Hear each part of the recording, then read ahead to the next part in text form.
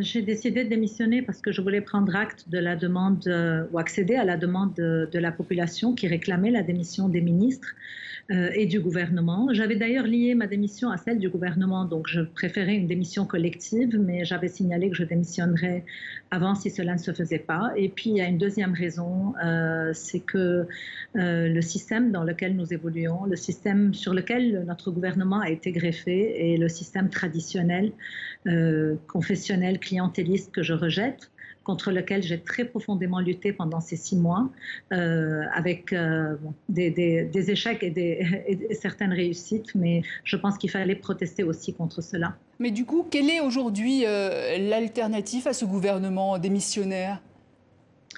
Mais d'après la Constitution, le président doit mener des consultations parlementaires pour nommer le chef du gouvernement, un nouveau chef du gouvernement, et puis de nouvelles consultations parlementaires pour former le gouvernement.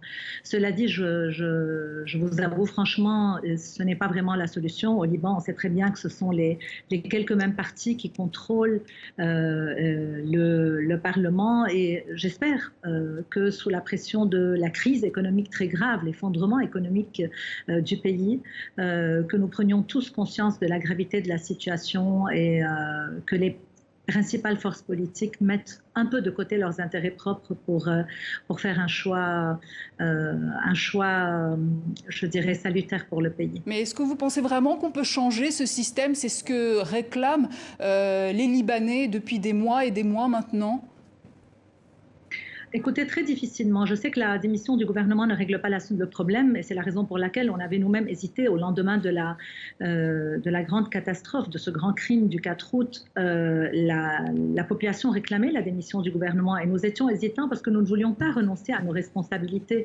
Mais on savait très bien que ce n'était pas la solution, qu'il n'y a pas de véritable pouvoir institutionnel fort au Liban. Tout est tenu en main par 6 ou 7 partis politiques qui représentent les principales composantes communautaires, et surtout, tout est tenu en main par des personnes ou des groupements qui ont un véritable monopole économique et financier et qui ont des intérêts convergents. Il y a des intérêts privés qui sont très forts.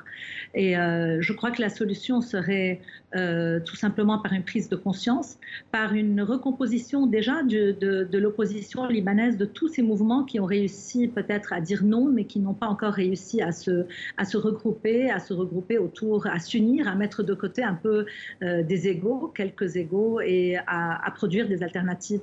On pense notamment à des élections législatives anticipées. Je l'ai moi-même proposé. Ce n'est pas non plus une solution idéale parce qu'on peut redouter des élections qui ramèneraient peut-être les mêmes composantes politiques essentiellement au pouvoir.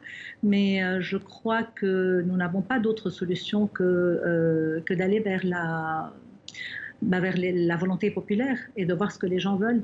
Marie-Claude Najem, merci d'avoir répondu à nos questions au lendemain de votre démission en tant que ministre de la Justice du gouvernement libanais.